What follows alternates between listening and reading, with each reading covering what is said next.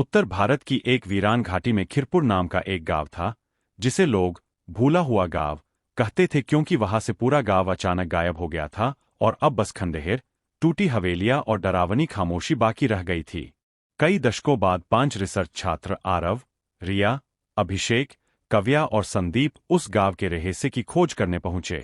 गांव की सीमा पार करते ही सबको लगा मानो समय थम गया हो। हवा भारी हो गई और सन्नाटा इतना गहरा कि दिल की धड़कन सुनाई देने लगे।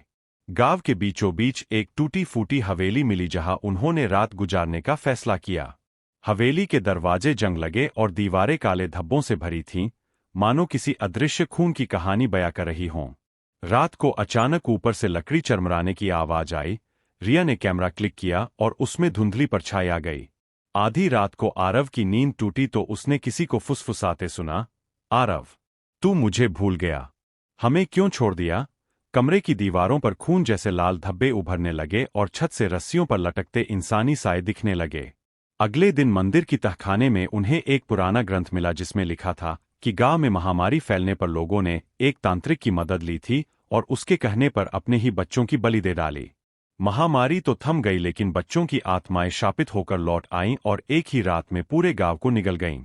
उसी दिन से खिरपुर गायब हो गया और भूथा बन गया।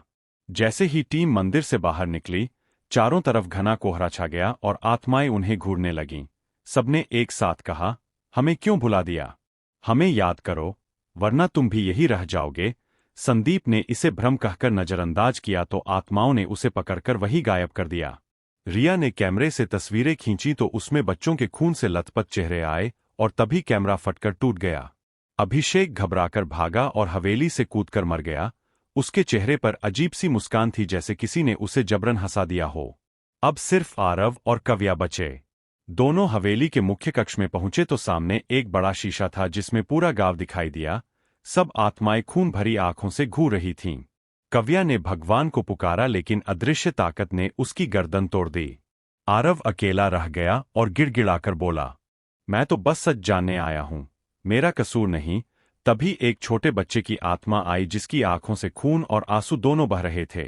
उसने कहा, अब तुम भी भूल दिए गए हो, दी फॉरगॉटन का हिस्सा बन गए हो।